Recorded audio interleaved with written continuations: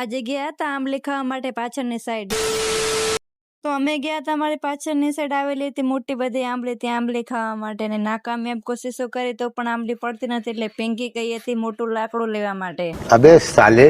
પિંકીની ભારે મહેનત પછી મળ્યું તો મોટો બધો લાકડું, અને પછી અમે આંબલી પાડવાનું ચાલુ કરી. નાકામયાબ કોશિશ કર્યા બાદ અમને મળી હતી ખાલી 4-5 આંબલીઓ. અને આ બંને જ્યારે ભેગી એટલે એ બંનેની મસ્તી પૂરી જ નથી થતી, આ બંનેનું લડવાનું ચાલુ જ છે. જો कैसे लोग रहते हैं यार यहाँ पर. એ બધું તો ઠીક, પણ હવે દિવાળી નજીક છે એટલે ઘરમાં લાઇટિંગ કરવાની હતી, એટલે હું ને પપ્પા મંદિરની અંદર લાઇટિંગ કરવા આવી ગયા હતા.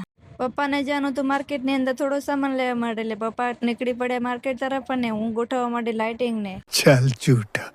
લાઇટિંગ તો ગોઠવાઈ ગઈ હતી પણ લાઇટ જેમ નહીં થતી. એક મિનિટ. હા, હવે લાગે છે ને એકદમ પરફેક્ટ લાઇટિંગ વાળું આપણું મંદિર.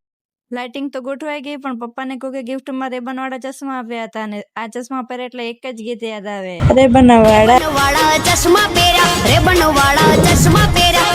ઘર ભેગું થાને ભાઈ.